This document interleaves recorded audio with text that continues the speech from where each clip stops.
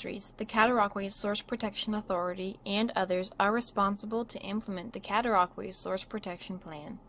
The plan includes policies to regulate drinking water threats across the source protection area. All policies in the plan are intended to fill gaps in the existing water protection framework. Source protection plans have legal effect on municipalities, the province, local boards, i.e. health units, and source protection authorities.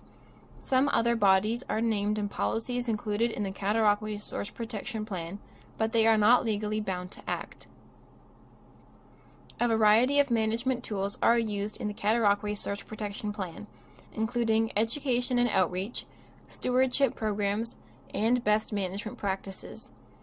This slide illustrates the available management options from least to most regulatory. Prohibition, risk management plans, and the related restricted land use tools are new tools under Part 4 of the Clean Water Act. They are only used when no other options are feasible. For example, land use planning cannot be directly applied to an activity such as pasturing and grazing. The second part of this presentation will explain more about Part 4. Permits and licenses or environmental compliance approvals through provincial ministries apply to some activities such as waste disposal sites and sewage works. The Clean Water Act requires that these prescribed instruments comply with significant threat policies and have regard for those policies addressing moderate and low drinking water threats in source protection plans.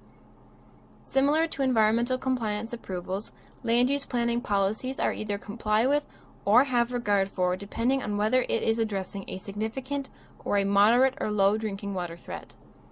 The balance of the tools are used as appropriate. They generally address moderate or low drinking water threats or complement other more regulatory policies. However, in the limited circumstances where they are used to address a significant drinking water threat, it is necessary for the body identified to comply. Information on these types of policies can be found in the Cataraqui Source Protection Plan Primer, the cleanwatercataraqui.ca website, or the Source Protection Plan itself. Policies in the Cataraqui Source Protection Plan include implementation deadlines. These range for immediately following the April 1, 2015 effective date to up to 10 years following the effective date. Both Part 4 and land use planning policies are immediately effective on April 1, 2015.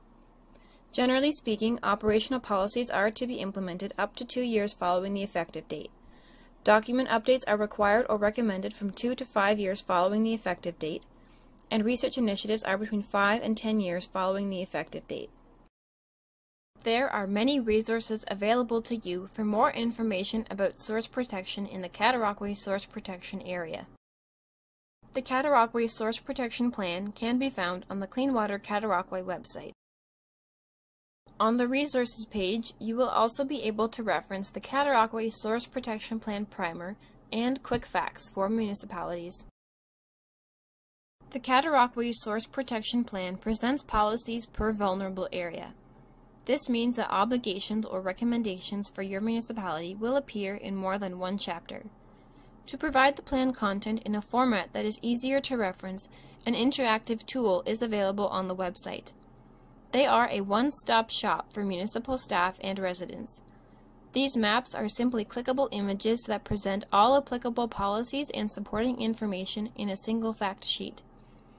The maps are accessed on the Resources page of the Clean Water Cataraqui website. These resources are all available through the Clean Water Cataraqui website. Any questions about source protection can be directed to these staff. At the end of Part 2 of the presentation, you will be able to screen development applications for activities that fall under Part 4 policies. You will be able to explain Part 4 rights and responsibilities to coworkers, development proponents, and the general public. You will also know where to find additional resources. This part of the presentation will focus on the most restrictive policies in the Source Protection Plan, known as Part 4 policies from the Clean Water Act. These policies address significant drinking water threats. Part 4 of the Clean Water Act provides municipalities with new tools to regulate existing and future activities that are significant drinking water threats. Part 4 policies are intended to address the gaps where significant drinking water threats cannot be addressed by existing planning tools or regulatory instruments, or where land use planning isn't an option because the drinking water threat is clearly an activity instead of a land use, and or it wouldn't be necessary to obtain a planning approval before undertaking the activity. Land use planning authorities must comply with policies under Part 4 of the Clean Water Act. The purpose of Part 4 policies are to ensure that existing activities cease to be a significant drinking water threat, and that future activities never become a significant drinking water threat. For more information on Part 4 of the Clean Water Act and Part 4 policies in the Cataraqui Source Protection Plan, please refer to the Cataraqui Source Protection Part 4 Primer, which was developed by CRCA staff and can be found under Resources on the cleanwatercataraqui.ca website. Part 4 policies only apply to the 3 wellhead protection areas and 3 of the intake protection zones with significant drinking water threats. This includes Sydenham Intake Protection Zone, Cana Wellhead Protection Area in Kingston Mills, James W. King Intake Protection Zone in Gananoque, Lansdowne Wellhead Protection Area, Miller Manor Wellhead Protection Area in Mallorytown, and the Brockville Intake Protection Zone. The Miller Manor Wellhead Protection Area includes most of the village of Mallorytown. Residents of the Miller Manor apartment building obtain their drinking water from a municipal well. The drinking water treatment system is operated by AJ's Water Treatment. The balance of Mallorytown relies on private wells for drinking water. All of Mallorytown is serviced by septic systems, i.e. on-site sewage systems. Mallorytown is primarily residential, with some commercial uses, parkland, and agriculture. Part 4 policies apply primarily to the red areas and in the orange area to a lesser extent. Part 4 of the Clean Water Act includes 3 types of policies that apply only to significant drinking water threats. The types of policies are highlighted here and will be explained in more detail during this presentation. A Part 4 primer for the Cataraqui Source Protection Area has been developed and is available on the Clean Water Cataraqui website. On this slide, the image of the Cataraqui Part 4 primer is a hyperlink to where the primer is posted on the website. Please feel free to explore the primer to enhance your understanding of Part 4. Part 4 policies are the responsibility of the municipality where the policies apply. The Clean Water Act permits a municipality to maintain their responsibility or to transfer it to another body such as the Source Protection Authority.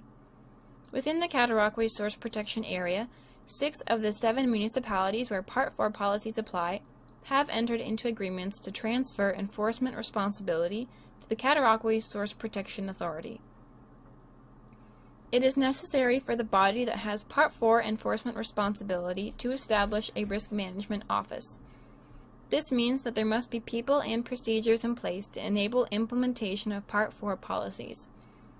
People who have successfully completed the required provincial training must be appointed to act as risk management officials and inspectors to enforce the Part 4 policies. For more information, you can reference the related implementation guide, which is available on the Clean Water Cataraqui website. On this slide, Module 1, Establishing a Risk Management Office, is a hyperlink to the relevant implementation guide developed by Conservation Ontario. Part 4 Prohibition is used sparingly in the Cataraqui Source Protection Plan. The Cataraqui Source Protection Committee did not find any existing activities that required prohibition, so only future activities are prohibited from becoming established. As was mentioned previously, Part 4 policies are used to fill gaps where no other management tool is feasible. The prohibited activities have no requirements for environmental compliance approvals through provincial ministries, and neither is there a requirement for any land use planning type approvals. Therefore, it was found to be necessary to manage these activities of concern through Part 4 policies. The Source Protection Committee also determined that for some activities, it would not make sense to establish them in the areas of concern, and would be better located elsewhere. For example, livestock grazing and pasturing may be classified as a significant drinking water threat and prohibited near an intake or a wellhead protection area. However, This activity would not be consistent with current development patterns and is unlikely to occur, even if it was not prohibited in the Source Protection Plan. Therefore, the impacts of prohibitive policies in the Cataraqui Source Protection Area are likely to be minimal. Please note that the Module 6 prohibition image on this slide is a hyperlink to the relevant implementation resource guide developed by Conservation Ontario. The image displayed on this slide is the interface for the interactive maps. The blue arrow points to the zone closest to the supply well. Wellhead Protection Area A is highlighted in blue on this slide.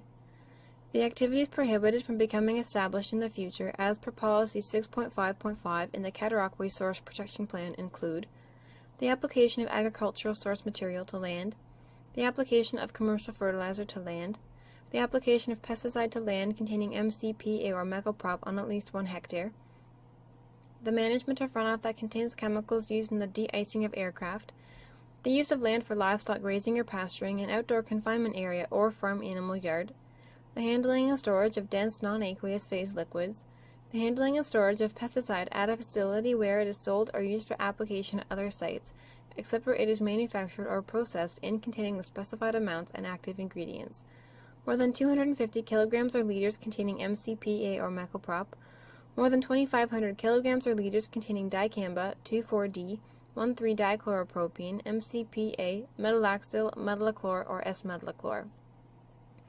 The handling and storage of pesticide at a facility where it is sold or used for application at other sites, or at a facility where it is manufactured, distributed, or processed, and containing the specified amounts and active ingredients. More than 2,500 kilograms or liters containing MCPA or mecoprop. The storage of agricultural source material, the handling and storage of organic solvents in the volume specified in containing the specified chemicals, more than 25 liters containing carbon tetrachloride below or partially below grade, more than 250 liters containing carbon tetrachloride above grade, more than 250 liters containing carbon tetrachloride, chloroform, or methylene chloride below or partially below grade, more than 2,500 liters containing carbon tetrachloride, chloroform, or methylene chloride at any grade, more than 2,500 liters containing pentachlorophenol below or partially below grade, the handling and storage of more than 2,500 kilograms or liters of commercial fertilizer at a facility where it is sold or used for application at other sites, except where it is manufactured or processed, the handling and storage of more than 2,500 liters of liquid fuel above, below, or partially below grade, excluding above-grade handling and storage at bulk plants and facilities that manufacture or refine fuel, the handling and storage of more than 5,000 tons of road salt in a manner that may result in its exposure to precipitation, runoff from precipitation, or snowmelt. Below-grade snow storage in areas more than 0.01 hectare, or above-grade snow storage that is more than 1 hectare.